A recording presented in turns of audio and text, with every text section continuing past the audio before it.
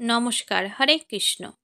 সকলকে নমস্কার জানিয়ে আজকে একটা ভিডিও শুরু করছি। আজকে আমরা জানব নমস্তে শব্দের অর্থ কী, নমস্কার কথাটি কোথা থেকে এসেছে।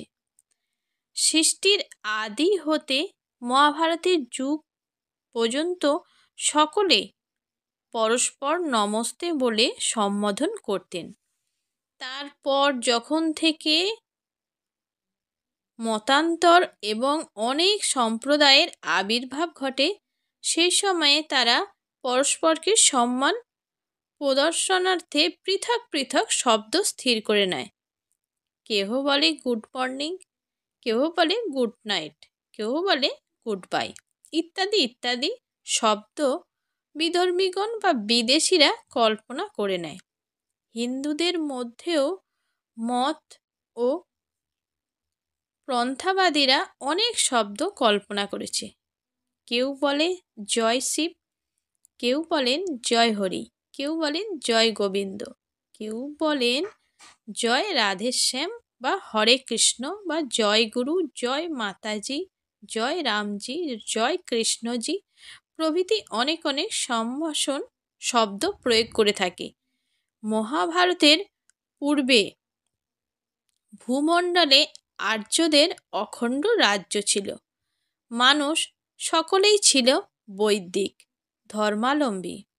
তারা পরস্পর নমস্তে বলার মাধ্যমেই কুশল আদান প্রদান করত।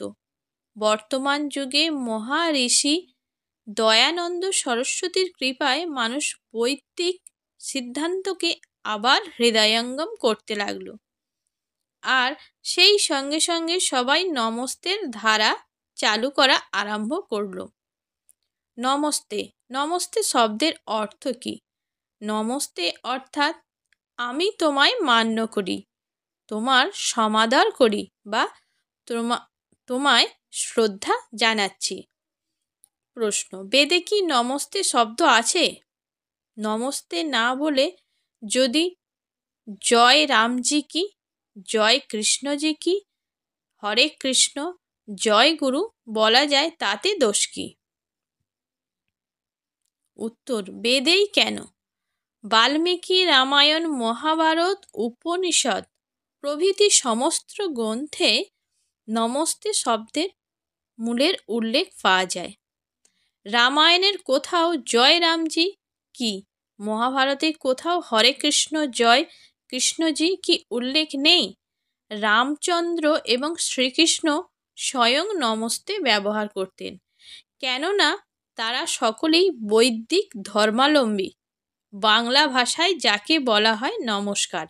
শাস্ত্রসম্মত বা বৈদিক সভ্যতা ধারণ করুন। মনুষ্য সৃষ্টির মত ও পথকে পরিহার করে ঐক্যের পথ অনুসন্ধান করুন। হরে কৃষ্ণ। ওং শান্তি, ওং শান্তি।